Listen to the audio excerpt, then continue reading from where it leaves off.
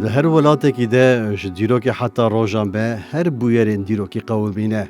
Li hin welatan şopê şaristaniyan di nava rûpelên dîrokê de veşartî namînin.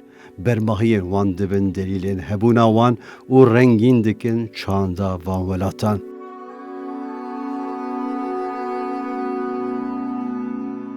Bihar tê bi ser welatan de dixemilin çiya û zozan bermahiyên ji şaristaniyan pirî caran pê wira biharê werdigirin û dixemilînin derdorê. Rengekî li xwezayê zêde dikin û temam dikin welatên tabloyî.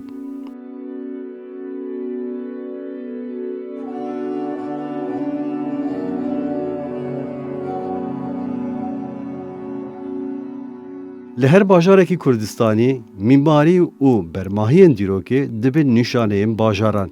Çîrokên bajaran xweştir dikin carinan bîra gel û civakê zindîtir dikin.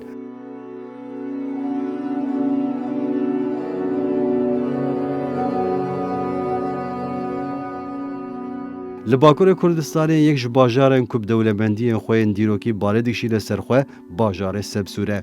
Bi hin mîmariyên xwe berê gelek dîroknasan dide xwe.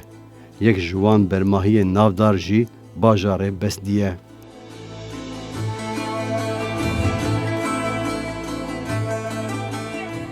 Daneyên derbarê dîroka bajêr kevnar de di salnameyên Asûriyan de dinivîse. Dîroka bajêr a berê Asûriyan mixabin hêjne zelale. Li gor qeydên dîroka Asûriyan ji berî zayînê sed sala nehemîn de jî bajarê kevnarê Besdîyê hebûye.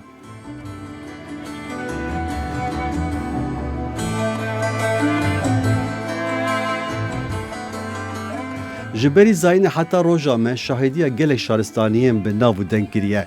Şaristaniyên ku tên zanîn Asûrî, Hîtîtî, Urartûyî, Komageneyî û İmparatoriya Romayî ne. Ji ber cihê wê ku li ser kaşekî dibîne û avhewaya herêmê gelek şaristaniyan berê xwe dane vî bajarê. Di encama gelek şer û pevçûran de gelek caran şaristaniyên ku bajêr bi rêve dibirin guherîne.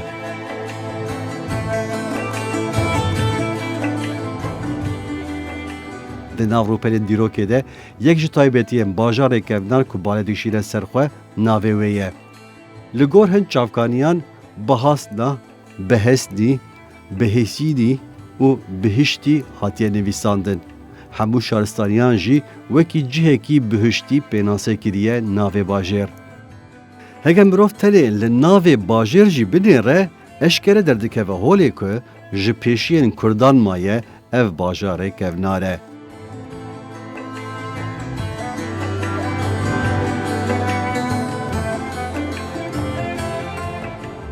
Di nav bajarê Besdî de gelek cihên ku jiyana civakê nîşan didin hene. Li derdora bajarê ku li tatekî hatiye avakirin hemmam, pir û keleheke ye. Her wiha bajarê Besdî wekî navendeke bazirganiyê jî hatiye bikaranîn.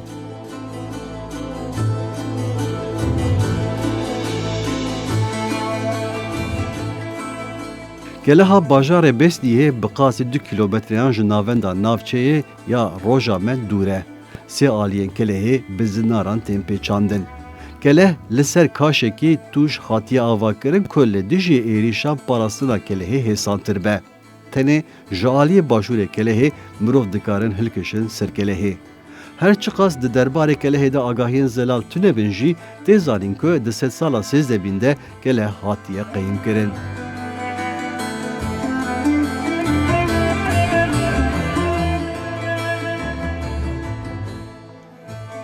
Li derdora bajarê Besdîyê mizgefteke dîrokî ya bi navê Kurşulnî heye.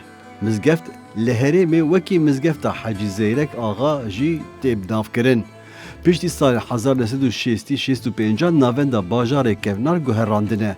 Navenda bajêr anîne deştê û piştî vê guherînê bajarê kevnar bi hilweşandinê re rûbirû hatiye hiştin. Her çi qas hin caran hatibe nûkirin jî mizgeft ji ber bêxwedîbûnê hin aliyên wê hilweşiyane.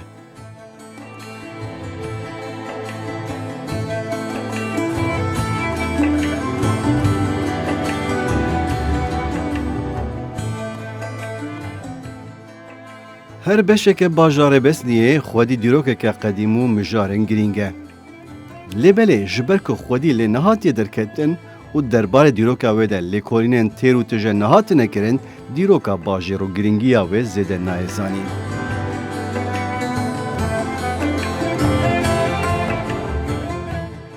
Bi taybetî jî di bajarê kevnar de ya ku balê dişîne serxwe hemama kul nêzîkî bajêr hatiye avakirine. Derbarê dîrok û serdama avakirina hemamê de agahiyên zelal tune. Wexta mirov berê xwe dide hemamê, ji mezinahiya hemamê mirov dikare giringiya ku dane vê hemamê bibîne. Di avakirina hemamê de kevirên spî yên hişk û tuğla hatine bikaranîn. Gelek beşên hemama ku çargoşeyî hatiye çêkirin hene. Odeya sar, odeya tendayî û odeya germ ji hev veqetandîne. Her çi qas qubaya wê negeşti be roja me jî ji mîmariya wê tê fehm kirin ku hemam bi qubekê bûye.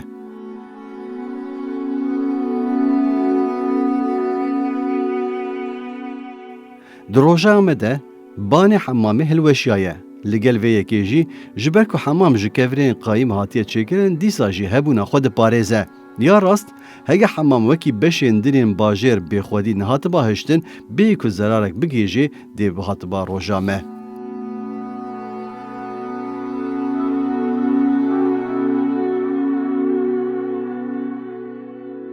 Wexta mirov berê xwe dide bajarê bêsnî, mirov bi rihetî dibîne ku bajarekî mezin û qedî be.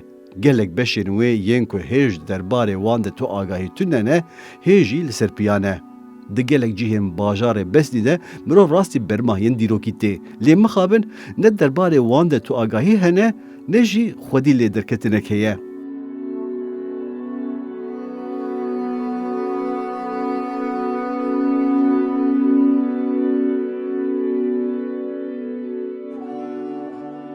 Di nava bajarê Semsûrê de bixwe gelek mîmariyên dîrokî cih digirin. Di her mîmariya an jî bermahiyeke şaristaniyan de taybetiyên cuda û balkêş derdikevin pêşbeyê mirov. Li bajarê Semsûrê yek ji wan cihê dîrokî ku bala piraniya cîhanê kişandiye ser xwe, Çiyayê Nemrûdê ye.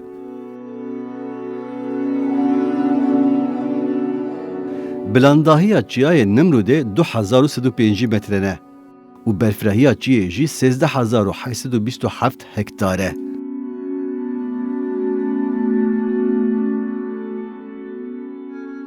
Di Çiyayê Nemrûdê de tişta herî balkêş peykerên bi heybetên dîrokî ne. Ev peykerên ku hatine çêkirin ji bo gora qiralê Komagene yê yekemîn Antiyakos biparêzin hatine amadekirin. Ji xwe tevahiya peykeran li ser gora qiral a ku li qada berfirê hatiye veşartin cih digirin.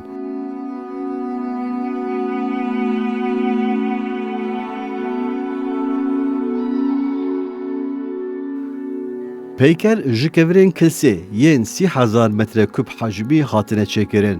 Gora qiral ji aliyê Rojhilat, Rojava û Bakur ve bi sê şaneşîn ango terasan hatiye dorpêşkirin.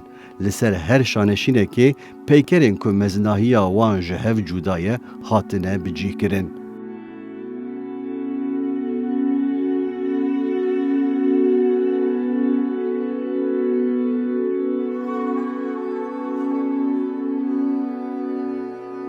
Li şaneşîna li aliyê Rojhilat bilindahiya peykeran digêje 3 metroyan. Peykerên li ser vê beşê wekî xwedawendên wê serdemê hatine qewartin. Peyker û berhemên li vê beşê bi zirareke mezin gihîştine heta roja me. Gelek aliyên wan hilweşiyan e. Li aliyê rastê û çepê peykerên şêr û têr hatine bicihkirin da ku xwedayan biparêzin.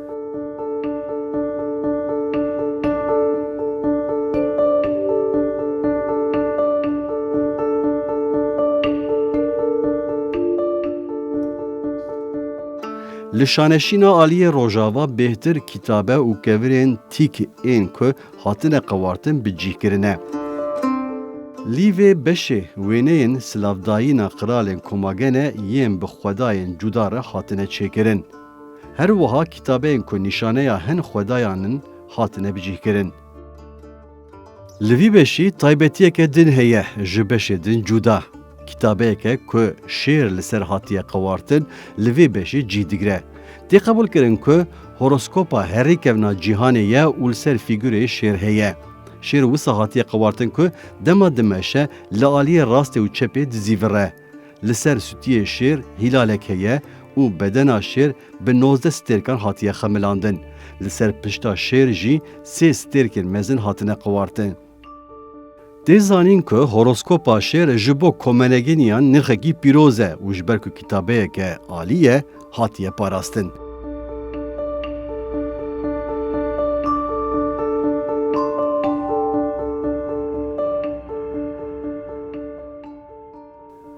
Şaneşîna li Bakur wekî rêgeheke ku şaneşînên aliyê Rojhilat û Rojava bikîne hev hatiye çêkirin. Li ser vî beşê din hin qaîdeyên malbata komegenîyan xwedayên wan cî digirin.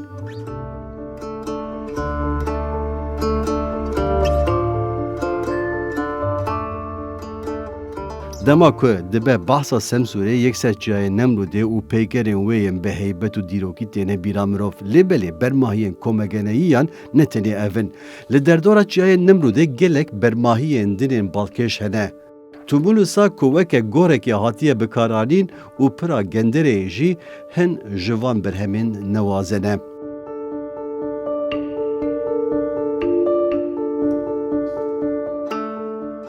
Da ku mirovên neyên ji bîrkirin gelek rê û rêbaz ceribandine. Hin kesan gorê xwe kirine bîrdarî, hin kesan goristan ava kirine û hin kesan jî termê xwe şewitandine û xweliya xwe dane veşartin ku neyên ji bîrkirin.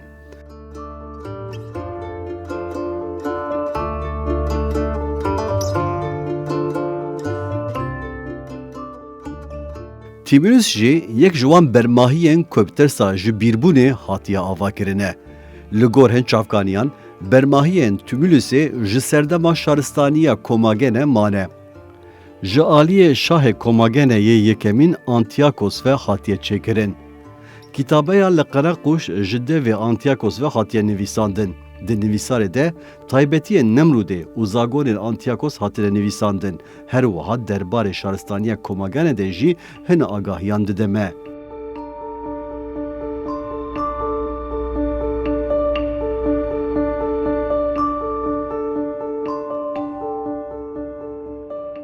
Heta salên 1808 jî hêj nepeniyan Nemrûdê û derdora wê nehatibû zelalkirin.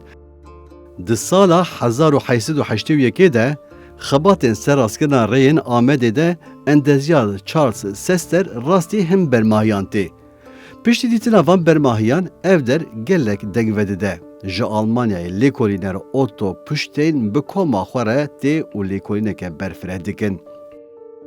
Di van lêkolînan de ji binaxê gelek bermehiyan derdixin û di encama lêkolînê de şopên dîrokeke veşartî hingê derdikevin holê.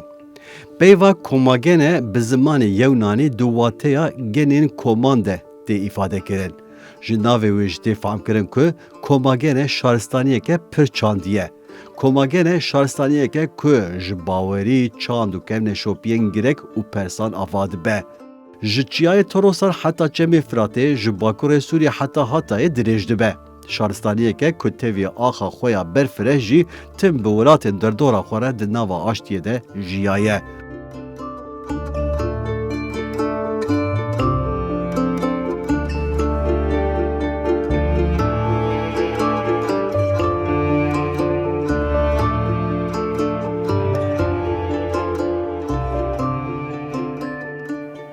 Wateya Tumulûs ew e ku kaşikên biçûk ku gor di nav wan de ne. Li Tumulûsa Qereqûş jî di nav peykerên pir mezin de goreke jinên şaristaniya Komageneyê heye. Li ser Tumulûsa Qereqûşê kevirên biçûk hatine danîn. Dirêjiya Tumulûsê bi qasî 20 metroyan e. Li Rojhilatê Tumulûsê du stûnên di dirêjahiya 10 metroyan de hene. Li ser stûnekê gayek li ser yadên jî şêrek hatiye qewartin. Lê mixabin peykerê ga negîştiye rojame û serê peykerê şêr jî di rûpelên dîrokê de mane. Li ser stûnan tenê bedena şêrekî bêserî maye ji rojame re.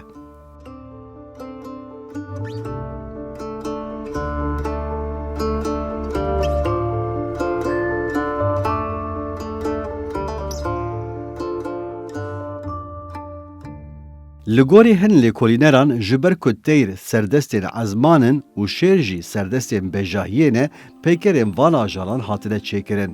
Ev yek nîşaneya hêza şaristaniyê ye helbet. Li Rojavayê Tumulusê peykerekî keç û kurê şahê şaristaniya Komagene yekemîn Antiyokos hatiye qewartin. Ji nivîsên li ser stûlê tê fehmkirin ku Tumulusa Qereqûş gora hevjîn, keç û neviya Şah Antiyokos e.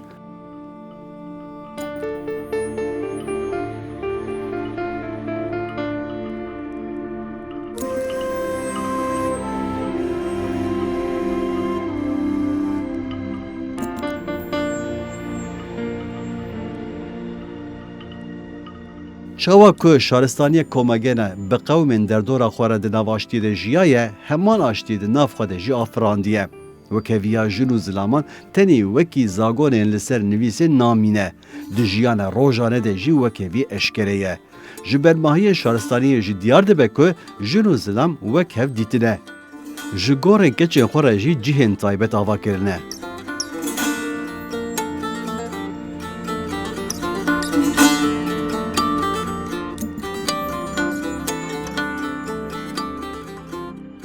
Li Semsûra herêma derdora wê çend tumulusên din jî hatine çêkirin. Helbet ew jî tumulusên malbata şahên Komagene ne. Gelo armanca şaristaniya bihiştina bermahiyên goran çi ye? Di baweriya wan de veşartin hebûye. An xwestine ku xwe nemir bikin bi van bermahiyên bi heybet. Her çi qas lêkolîner li bersiva vê pirsê bigerin jî ev pirs dê tim wekî efsûnekê di bîra mirovan de bimîne.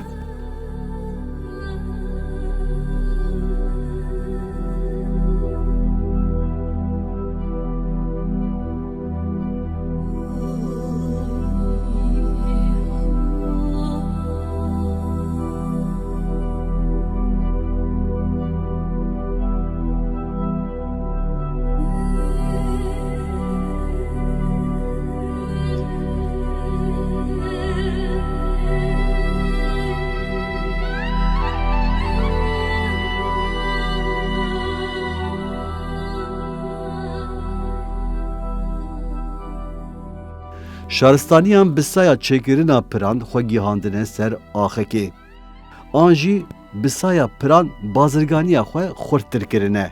Her çi qas sedema wê bi awayekî zelal nehatibe diyarkirin jî pireke kevnare jî li Semsûrê hatiye çêkirin. Pira Gendere.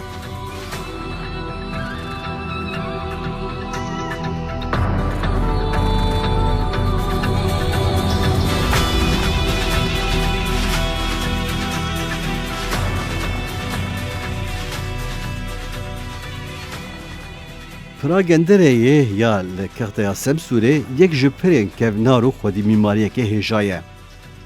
Pira Genderê bi daxwaza İmparatorê Romayê Septimus Severus piştî zayînê di salên navbera 293 û 211 de li ser cemê Genderê hatiye avakirin.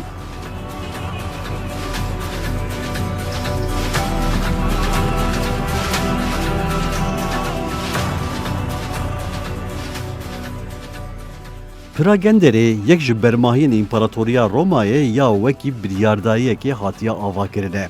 Yek navendî ye, yek jî coya valakirinên du kemberên wê hene. Bi kevirên jêkirî ango kevirên hilû hatiye çêkirin û giraniya her kevirekî ji tonekê zêdetir e.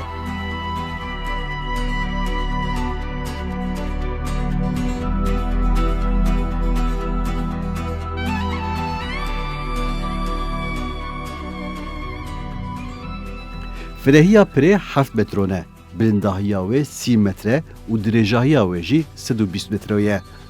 Di Pira Genderê de taybetiya herî balkêş ew e ku di avakirina pirê de qet xerc nehatiye bikaranîn. Pir di destpêkê de nizme û paşê gav bi gav bilind dibe. Li her du aliyên wê jî bi heman awayî bilindahî çêdibe û di navendê de wekî qubbeyekê ev yek tê xuyakirin. Ev taybetî jî dike ku pir hem qayîmtir bibe hem jî weke biryardariyekê xuya bike.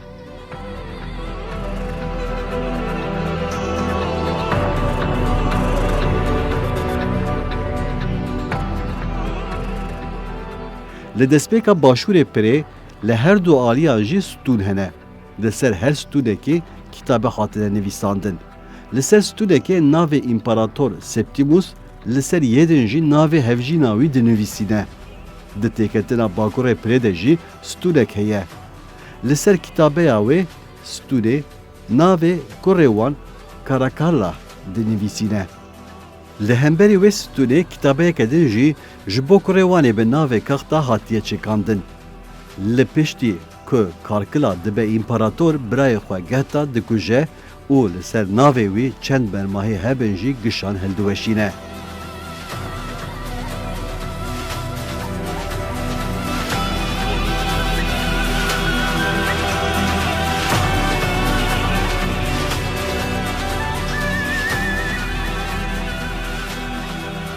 Bermahî çîrokê xwe bi xwe ji me re ve dibêjin. Tenê divê em guhdarîkirina wan bizanibin. Ji ber ku dîrok dengê xwe bilind nake, bi pist pist diaxive. Heke em baş guhin nedînê dibe ku em hin tiştan şaş jî bizanibin.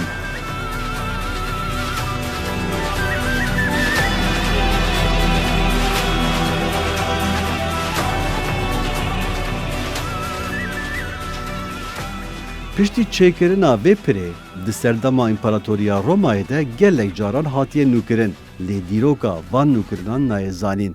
Nûkirina dema tê zanîn sala 1997. Berî nûkirinê wesayîtên giraniya wan bi qasî 5 dolan jî hebûn dikaribûn di ser re derbas bibin.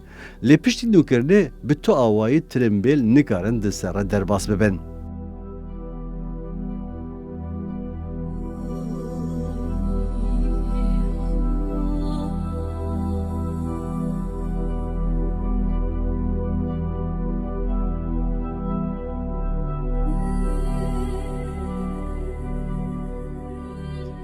Heybeta pirê mirov dike nav xeyalên cûr be cûr û dike ku xeyalên wekî heybeta xwe hêzdar bi mirov bide jiyîn. Bi hebûn û qeyîmbûna xwe dibe ku hin peyaman bide mirovan. Dibe ku dengê xwe li jiyana me dike û dibêje şer, pevçûn an jî têkçûn ne dawiya hebûnê ne. Di her guherînekê de jiyaneke cuda li ber me tê raxistin. Ma ne her ku desthilatdarên axê guherî ne, vê qedera wê, qedera vê xakê jî her guheriye. Lê bermahiyên şaristaniyên xêrxwaz bi ser ketine û hebûna xwe parastine.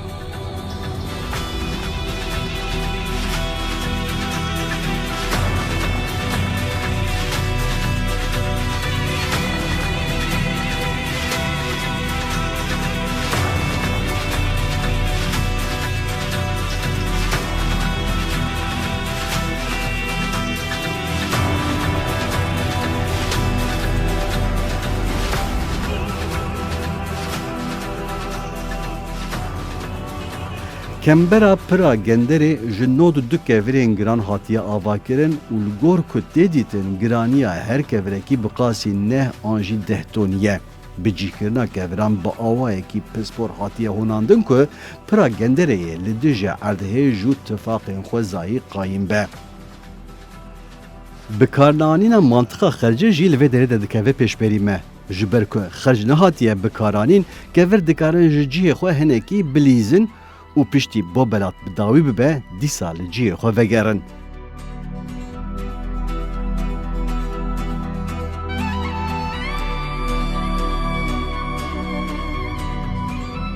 Ku mirov zanînên serdemên berê tîne berçavê xwe ne pêkane ku mirov ecêb nemîne.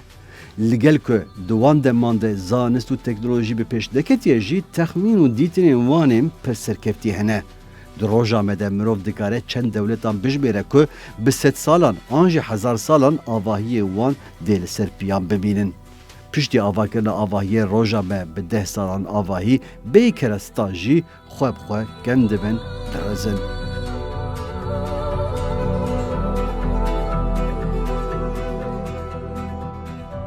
Pira genderê her wiha ji bo şêneyên herêmê jî cihê ger û geştê ye. Cihê bênvedan û vehesînê ye. Şêniyên herêmê di rojên ku hewa xweş bide, tên derdora vê pirê û seyraneke xweş dikin. Dengê çemê gendereyê aramiyekê, kêfxweşiyekê dide mirov, çawa ku navê pirê û navê vî çemî yeke ahenga wana bi coş jî dibe yek.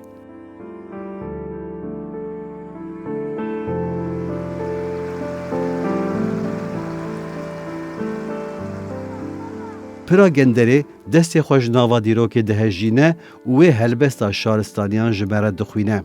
مروف شاشواز مروف مست لپرا کوناره گهداری دکن پرا گندره بلا سترانا خواه بستری.